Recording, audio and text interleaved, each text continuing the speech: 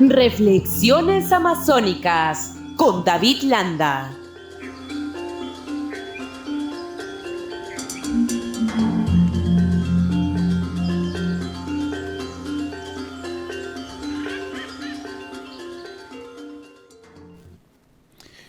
Bien, le damos la bienvenida a esta hora a David Landa en Reflexiones Amazónicas. Él se encuentra en Moyobamba, es ecologista, integrante del colectivo Moyobamba 500 años. Buen día, David, qué gusto saludarte. ¿Cómo estás? Buen día, mi querido José. Un abrazo desde una mañana fresca aquí en el Alto Mayo, amenazando con llover.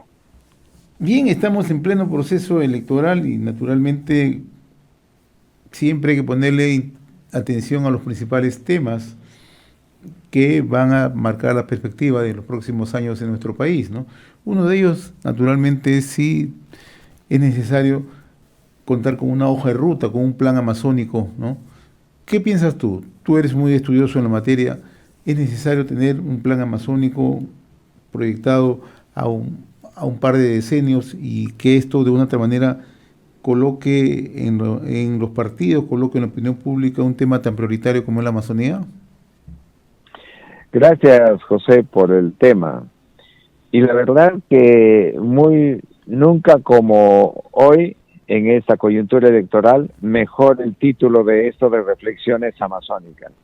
Ojalá, decimos nosotros, que reflexionen sobre la Amazonía los políticos, ¿verdad? Porque he estado revisando los planes de gobierno de los que postulan a la presidencia de la República, inclusive de congresistas, y esto es lo más frustrante, de aquí de la Amazonía, y en realidad los temas amazónicos no vienen siendo tomados de una manera seria o fundamental. Siempre se los trata de modo genérico, ¿no? Se sigue manteniendo el criterio de que somos una periferia, una cosa así, ¿no? No nos están mirando a nosotros como un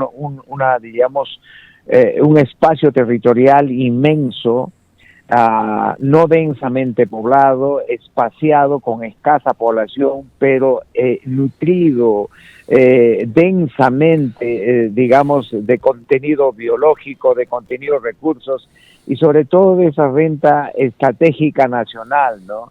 Que se conforma pues el agua, la biodiversidad, y el espacio, ¿no? Que nos asegura, nacionalmente, ¿no? Entonces tú nos planteas allí que si es necesario tener un plan.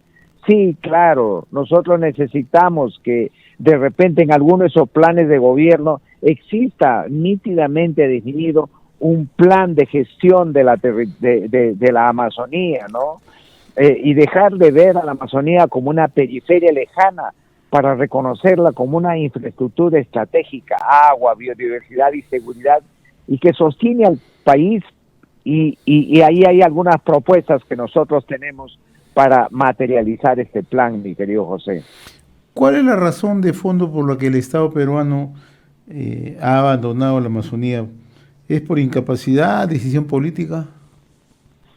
No, hay un desinterés, parece que es no diríamos una premeditación política, pero sí políticamente está puesto de lado la Amazonía, porque el poder está concentrado en otra zona que hace que se focalice la mirada. Desde una ciudad, una megalópolis como es Lima, que concentra el tercio de la población nacional, entonces de ahí se quiere interpretar con esos patrones de reflexión, de raciocinio, de interpretación, a todo el Perú. Y el Perú es al revés de costa, es 60% amazónico. Entonces necesitamos un gran plan amazónico con una métrica que nos lleve, por ejemplo, a 25 años de aquí, ¿no? Que nos lleve hacia el 2050.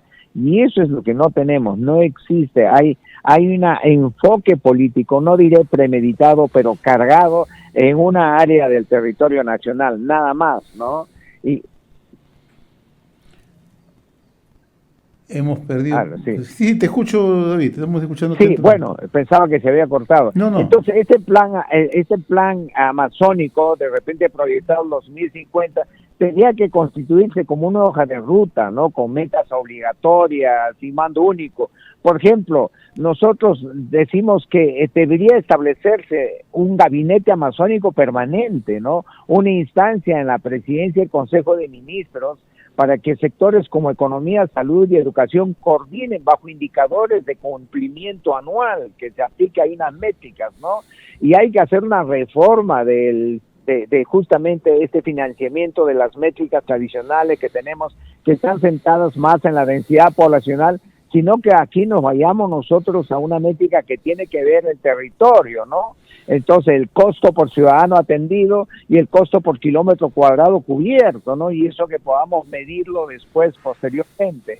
Necesitamos que eso se traduzca en una reforma profunda de esta métrica de financiamiento, ¿no? Luego, la presencia territorial de los servicios integrales, ¿no? Ya teniendo como base lo anterior, el Estado debe dejar de ser una suma de oficinas que están aisladas aquí o allá para convertirse en una red eficiente a través de nodos de servicio estatal, ¿no? Que pueden trasladarse fácilmente. No es lo mismo atender a la población en la costa, donde tenemos núcleos poblacionales densos, que atenderlos en la Amazonía, donde están dispersos, pero necesitamos hacer presencia, porque, mi querido José, donde no está el Estado, lo ocupa la ilegalidad, lo ocupa la delincuencia, y lo que es peor aún, lo ocupan los territorios de los países colindantes que sí tienen presencia y tienen control de fronteras y tienen políticas fronterizas, territoriales fronterizas, y nos van ganando la ventaja y ellos paulatinamente van ingresando a nuestro territorio. Entonces tenemos que tener otra mirada para la Amazonía en base a un plan amazónico, un plan de gestión que se proyecte por lo menos un gran plan amazónico al 2050, ¿no? El otro aspecto, ¿cómo incorporar a nuestra agenda del día a día a nuestra Amazonía? Tú acabas de señalar algo con mucha precisión. Los planes de gobierno simplemente no están abordando este tema. Y mira, en realidad, cuando hablamos, por ejemplo, de que tenemos que hacer una nueva métrica para el financiamiento del Estado y los servicios del Estado en la Amazonía, y que no sea solamente se asigne el presupuesto por persona, por ciudadano atendido, sino por kilómetro cuadrado cubierto. Entonces nosotros estamos apuntando ahí que todo esto tiene que tener una integralidad, ¿no? Tenemos que hacer uso de tecnologías avanzadas, que ya las tenemos a la mano acá, para la implementación, por ejemplo, de la telemedicina y una educación híbrida, ¿no? Ya no podemos, si tú estás pensando en las ciudades que todos los días los niños pueden ir al colegio, los jóvenes pueden ir a los colegios, en la Amazonía, para la Amazonía tenemos que ser imaginativos en base a lo que disponemos de tecnología en el momento. Por ejemplo, una educación híbrida. Eso no va a significar que sea un 50-50, un 50% presencial y un 50% virtual, sino que de acuerdo a la realidad territorial se tendrán que implementar los planes y los programas educativos para darle un porcentaje a la virtualidad y darle otro porcentaje a la educación presencial, ¿no? Luego, el Estado, haciendo uso de esas mismas tecnologías, decía hay un momento, la telemedicina, ¿no? La conectividad digital y las microredes de energía sobre la construcción de carreteras que podían facilitar fácilmente también la detección del movimiento del crimen. No sé si me dejo entender. De tal manera que podamos hacer un seguimiento a los fondos que manejan estos grupos criminales para elevarles sus costos del blanqueamiento de los dineros mal habidos, ¿no? Y hacer una mejor interdicción del tema, para que estos lugares que no son ocupados por el Estado, que deberían serlo, por supuesto, con esta nueva métrica que estoy mencionando, ciudadano atendido, kilómetro cuadrado cubierto, podamos ir empujando a esa presencia ilegal que ahora tenemos profusamente en la Amazonía y entrando más a un control estatal, ¿no? Entonces, hay tecnologías que se pueden echar mano ahorita, pero necesitamos que los planes de gobierno, fundamentalmente de lo que pretenden ahora dirigir los destinos del Perú en el lustro que viene, estén implementados con esas estrategias que no las hemos encontrado en ninguno de ellos hasta el momento, ¿no? Otro tema, David, el tema presupuestal. ¿estamos en condiciones de generar un fondo que permita el desarrollo de Amazonía, por lo menos en generar una política de proyección hacia el 2050? No, realmente no. Y mira tú, qué buen tema que tú abordas, porque dices, ¿de dónde va a salir esa demanda de recursos financieros tan inmenso para cubrir justamente esa nueva métrica de ciudadano atendido por kilómetro cuadrado cubierto? Pero claro, ese mecanismo sería gestionado a través del Fondo para la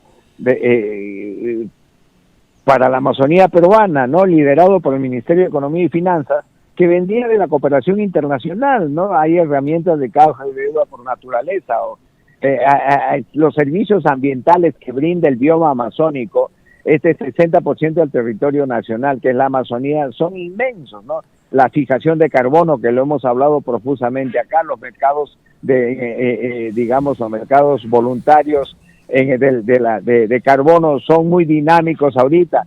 Los servicios hídricos que brindamos, por ejemplo, no hay en ninguno de esos planes que estamos hablando de gobierno, la implementación de la energía que tanto necesitamos acá. Ya hemos hablado en secuencias anteriores de que tenemos proyectos hidroenergéticos que solamente para San Martín podríamos estar generando 1.100 megavatios y tendríamos un excedente de más de 900 megavatios que podríamos estar vendiendo a países limítrofes como Ecuador, sobre todo, o Colombia o Brasil, que tiene interés en invertir en este tema, y tenemos convenios firmados con Brasil para la implementación de hidroeléctricas y generar hidroenergía eléctrica. Entonces, esos recursos mismos forman parte de este fondo amazónico con lo que podríamos financiar este gran plan amazónico al 2050, ¿no? Hay recursos, solo que no tenemos una focalización. Por eso es que, repito y subrayo, necesitamos un gabinete amazónico permanente, ¿no? Una instancia en la presidencia del Consejo de Ministros para que estos sectores, economía, salud, educación, coordinen lideralmente sobre los otros sectores para que se dé la atención a la Amazonía y logremos esos recursos que tú mencionas, ¿no? Ahora, ¿se requiere una autoridad autónoma para la Amazonía? Claro, dentro de ese gabinete va a tener que haber alguien que sea responsable, ¿verdad? Alguien que se encargue de coordinar de estos entes, y ese tendría que ser la autoridad que maneja la Amazonía, ¿no? Necesitamos ese ente, que no lo hay. Debe entender de una vez por todas el gobierno nacional, el gobierno costeño, limacéntrico nacional, que la Amazonía es no la periferia, es un territorio absolutamente estratégico para el país, para su seguridad, por los servicios, por los recursos con los que contamos. Y luego, claro, dentro de ese plan de gestión habría que meter ese plan estratégico al 2050, también todos esos mecanismos que hemos mencionado acá, como zonas especiales de desarrollo económico, donde podamos procesar nuestros recursos, porque claro, nos hablan a nosotros de la carretera de penetración a la Amazonía, por Pucallpa, por Madre de Dios, tenemos la interoceánica, la del norte, etcétera, que sean autopistas, 4 carriles, 6 carriles, no sé. ¿Pero para qué? Para seguir sacando nuestros commodities, nuestro cacao en grano, nuestro café en grano, o necesitamos hacer estas carreteras para industrializar acá nuestros productos y sacarle con esas ventajas competitivas a los mercados exteriores y traer bienestar a la Amazonía. ¿Te das cuenta? Hay un montón de temas que se puede trabajar y digamos construir dentro de ese gabinete amazónico permanente que debería tener la PCM para impulsar un plan de gestión al 2050 de la Amazonía. Ahora, para finalizar, David, ¿los gobiernos regionales tienen alguna proyección? ¿Están trabajando de una manera organizada ahí en la Amazonía para generar justamente un desarrollo de la zona? ¿O simplemente esto no se toca? Lo voy a decir acá con sus letras. A excepción del gobierno regional de San Martín,